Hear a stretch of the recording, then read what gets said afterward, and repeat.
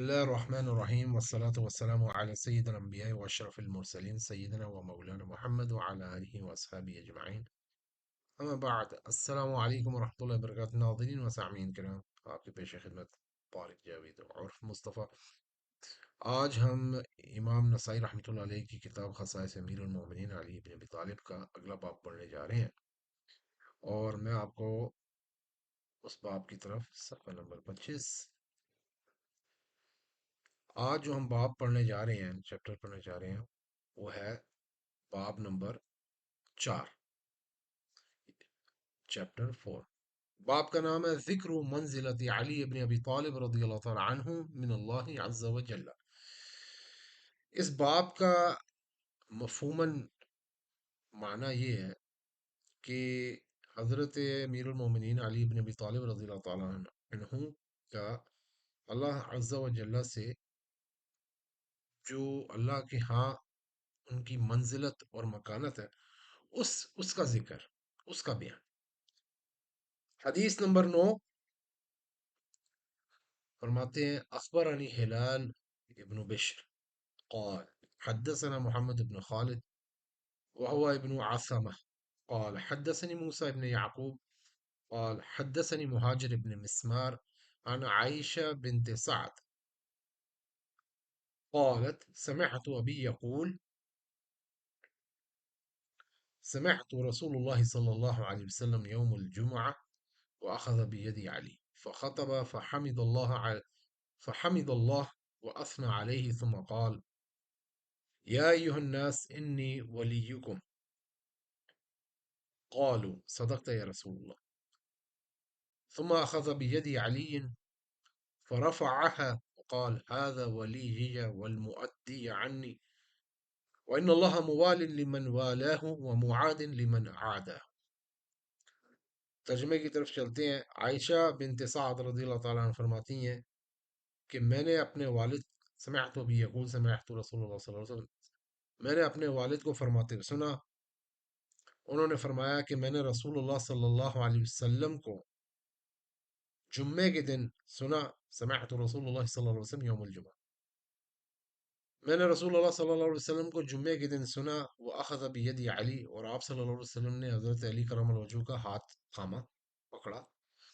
فخطب، پھر آپ نے خطبہ ادا کیا، آپ نے خطبہ فرمایا. فحمد اللہ واثنى علی، اور آپ نے اللہ کی حمد بیان کی اور اس کی ثنا بیان کی. ثم قال، پھر آپ صلی اللہ علیہ وسلم نے فرمایا یا ایھا الناس انی ولیکم، اے لوگوں میں تمہارا ولی ہوں. یہ استفہاماً آپ صلی اللہ علیہ وسلم نے فرمایا. تو صحابہ کرام نے فرمایا قالوا صدقت یا رسول اللہ، یا رسول اللہ، آپ صلی اللہ علیہ وسلم نے آپ نے سچ فرمایا. ثم اخذ بید علی، پھر آپ صلی اللہ علیہ وسلم نے حضرت علی کرم اللہ وجہہ کا ہاتھ پکڑا. فرفعہ، پھر اسے بلند کیا. وقال، اور آپ نے فرمایا ھذا ولی، یہ میرا ولی ہے. والمؤدی عنی، اور میری طرف سے ادائیگی کرنے والا. اچھا، حاشیے میں، اس کے حاشیے میں محقق نے فرمایا کہ مطبوعہ کتاب، جو یہ کتاب طبع ہوئی ہے اس سے پہلے، وہ یؤدی عنی، اور میری طرف سے ادا کرے. یہاں پہ فعل مضارع ہے، وہاں پہ فاعل ہے، اسم فاعل ہے. اور اس سے پہلے جو اس کتاب کی طباعت ہوئی ہے اس میں یؤدی کے الفاظ ہے. یؤدی یعنی میری طرف سے ادائیگی کرے گا جو بھی معاملہ ہوا، چاہے وہ قرض ہو، امانت ہو، وغیرہ. واللہ اعلم بالصواب، اس کی میں تفصیل میں نہیں جا سکتا. آگے آپ صلی اللہ علیہ وسلم نے فرمایا وَإِنَّ اللَّهَ مُوَالٍ لِمَنْ وَالَاهُ، اور بے شک اللہ تعالیٰ موالات کرنے والا ہے اس شخص کی جو اس کی موالت کرے گا، جس نے اس کی موالت کی. والا یوالی موالتن، ولا اس کا معنی فعل کا ہوتا ہے عربی میں مدد کرنا یا نصرت کرنا، اور ایک معنی محبت کرنا بھی ہے. محبت کرنا یا نصرت کرنا، دو معنی اس کے. یہ فاعل یفاعل کے وزن پر یہ فعل ہے. آگے آپ صلی اللہ علیہ وسلم نے فرمایا وہ معاد لمن عادہ، اور اللہ اس سے دشمنی کرے گا، اس کو دشمن مقرر کرے گا، اس کو دشمن ٹھہرائے گا.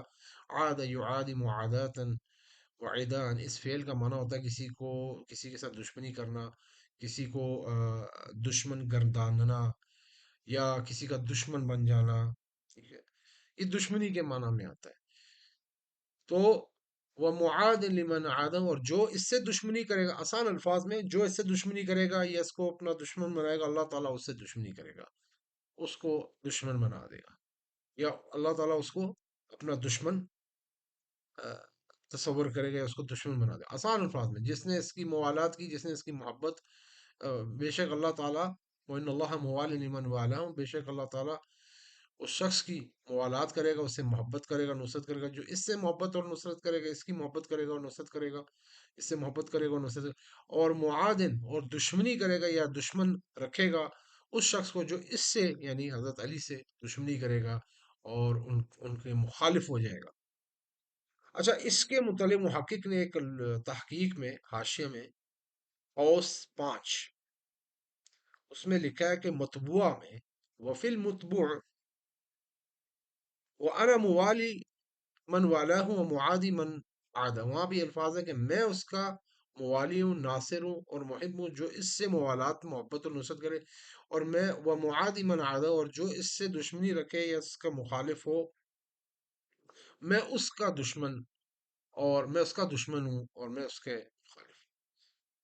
अब हम इस हदीस की तहकीक के पर आते हैं, अस्मा और रिजाल की जाविये से। मुहक्किक शेख जावी अद्दानी इब्न मुनीर अल ज़ाहवी सलफ़ी लिखते हैं कि इसकी सनद दईफ़ है।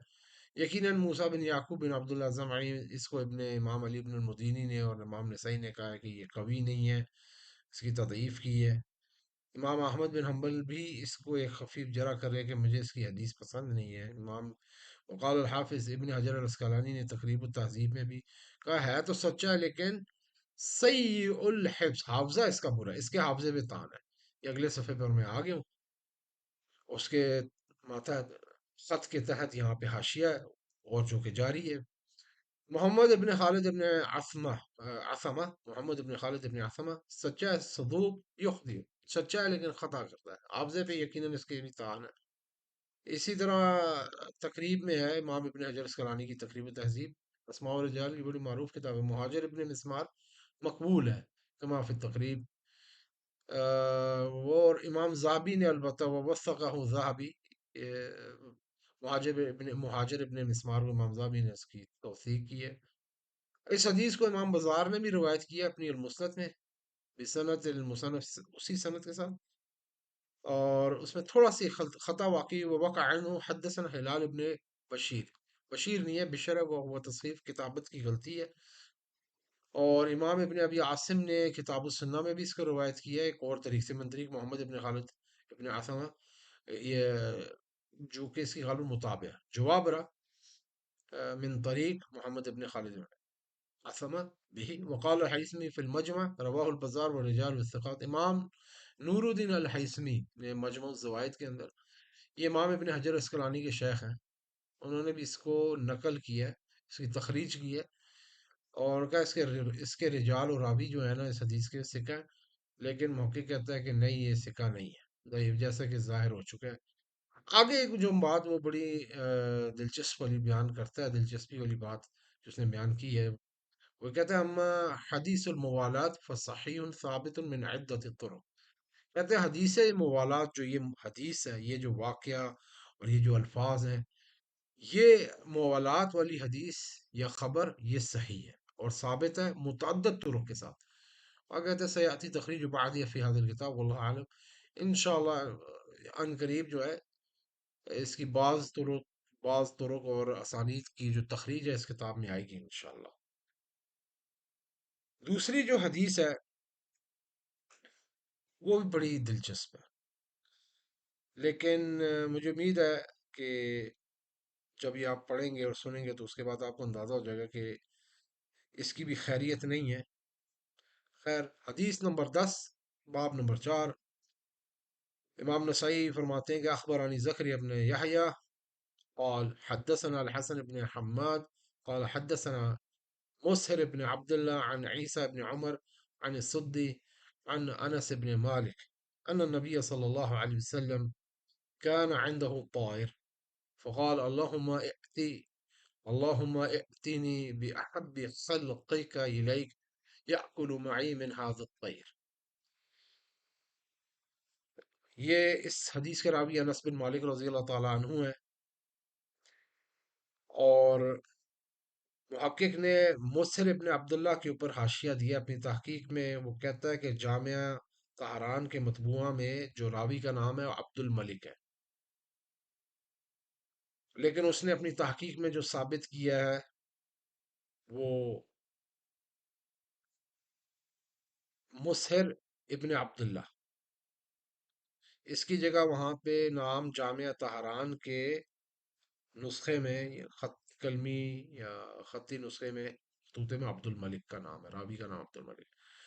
والعالم تصحیف ہے، خطا ہے، لیکن جو محقق نے ثابت رکھا ہے یقیناً دیگر مصادر سے وہ مصہر ابن عبداللہ. اب میں حدیث کے ترجمے کی طرف آتا ہوں. یہ حدیث خیر یہاں سے مکمل نہیں ہوئی، اگلے صفحے پہ جاتا ہوں. راوی فرماتا ہے فجاء ابو بکر فردہ وجاء عمر فردہ وجاء علی فأذن له. یہاں تک یہ حدیث ہے. انس بن مالک رضی اللہ تعالیٰ عنہ فرماتے ہیں کہ نبی صلی اللہ علیہ وسلم کے پاس ایک پرندہ تھا، تو آپ صلی اللہ علیہ وسلم نے دعا فرمائی. آپ صلی اللہ علیہ وسلم فقال، آپ صلی اللہ علیہ وسلم نے فرمایا، یعنی دعا فرمائی، اللہم احتینی بحب خلقک الی، اے اللہ جو تیری مخلوق میں سب سے محبوب بندہ ہے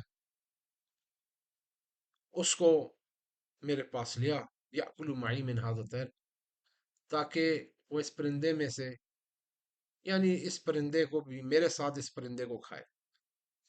لفظی ترجمہ میں نہیں کرتا، مفہوم کروں کہ اس پرندے میں سے، ویسے تو لفظ یہ بنتا ہے کہ اس پرندے میں سے کھائے، لیکن آسان الفاظ میں کہ میرے ساتھ اس پرندے کو وہ کھائے.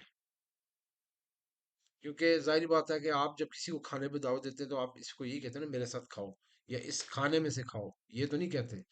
مفہوم یہ ہے کہ آپ صلی اللہ علیہ وسلم نہیں فرمایا کہ وہ میرے ساتھ کھانا کھائے، بھلے الفاظ یہ ہے کہ اس پرندے میں سے میرے ساتھ کھائے، کیونکہ آپ صلی اللہ علیہ وسلم خود بھی تناول فرما رہے تھے یا فرمانے والے تھے.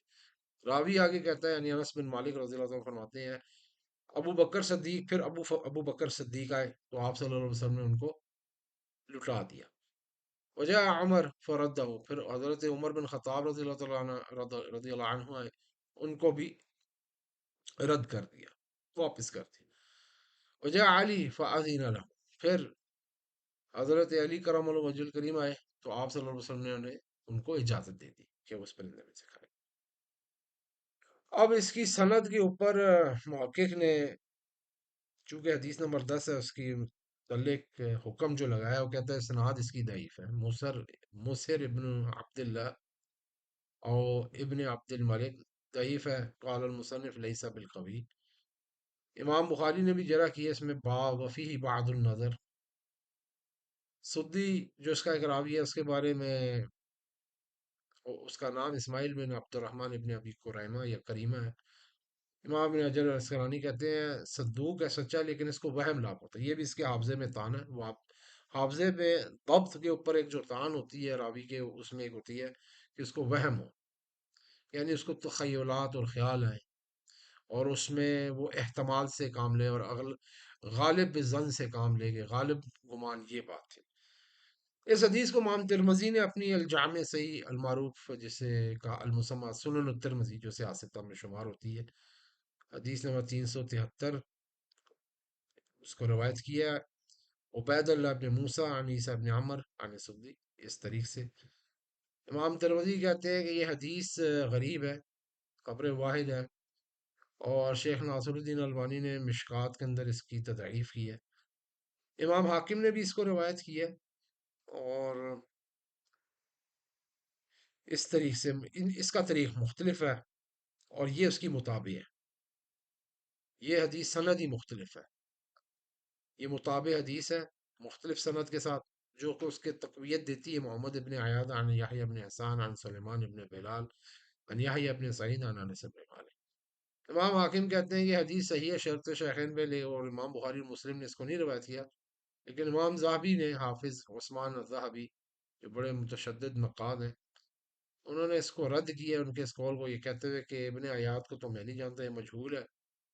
اور میں ایک زمانہ طویل سے سمجھتا تھا کہ یہ جو حدیث طاہرہ ہے جونسی، یہ پرندے والی جو حدیث ہے، میں گمان کرتا تھا کہ امام حاکم جسارت نہیں کریں گے اس کو اپنی المستدرک میں لانے کی، لیکن جب میں نے اس کتاب کے اوپر تعلیق لکھی، امام زابی کا تلخیص المستدرک ایک تعلیق حاشیہ ہے۔ عموماً آپ کہیں سے امام حاکم کی المستدرک خریدیں تو اس کے ساتھ تلخیص المستدرک بھی ساتھ مرفق ہوتی ہے، ملک ہوتی ہے، جس میں امام زابی نے اپنی تحقیقات اس پہ دی ہیں، تعلیقات دی ہیں، حکم لگائے ہیں حدیث پہ۔ بہر کا امام زابی اس کو موضوعات میں شمار کرتے ہیں، اور اس کو وہ درست، اس کو خبر ثابت یا صحیح نہیں جانتے، بلکہ تو کہتے ہیں کہ یعنی کہ موضوعات کی طرف ہی ان کا اشارہ ہے، وہ اس کو صحیح نہیں قرارتے، حسن تو دور کی بات، صحیح دور کی بات، محض ضعیف بھی نہیں جانتے، وہ اس کو باطلات میں شمار کرتے ہیں، جس طرح کا ان کا جو رائت الحول من الموضوعات التي فيه، کہتے ہیں کہ میں نے مستدرک میں تو موضوعات، یعنی بہت سی موضوعات پائی، اور ایک خوفناک منظر پایا موضوعات کا جو اس میں ہے، لیکن اور اس اعتبار سے وہ کہتے ہیں کہ حدیث طاہر جو انسان بالنسبہ الیہ سما، وہ آسمان کے درجے پہ، یعنی کہ اتنی بری سند ہے، یعنی انہوں نے بڑے سخت کلمات استعمال کیے ہیں اس حدیث کے مطلب۔ امام طبرانی نے بھی اس کو معجم کبیر میں روایت کیا ہے، انہوں نے بھی مختلف سند کے ساتھ، اس کی ایک اور مطابع ہے، حماد ابن المختار عن عبد الملک ابن عمیر عن انس۔ حماد ابن مختار مجہول ہے، انظر العلل المتناہیہ لابن الجوزی والمغنی للذہبی، اس کے اوپر بھی جرح آ گئی۔ تو آخر میں وہ کہتا ہے موقع کہ یہ حدیث کے ویسے طرق اور بھی ہیں، لیکن وہ بہت واہی ہیں، کمزور ہیں، ان میں وہ علتوں سے خالی نہیں ہے، علت خفیف ہوتی ہے، وہ ایک ماہر فن حدیث ہی پہچان سکتا ہے۔ کہتا ہے بس حدیث جو سی ہے نا، یہ ضعیف اور ثابت نہیں ہے، واللہ عالم بالصواب۔ اور یہاں تک ہماری باب نمبر 4 کی حدیث نمبر 10 مکمل ہوئی، اور انشاءاللہ اگلے درس میں ہم انشاءاللہ باب نمبر 4 کی حدیث نمبر 11 سے شروعات کریں گے، تو اب تک کے لیے مجھے اجازت دیجیے، بہت بہت شکریہ، السلام علیکم ورحمۃ اللہ۔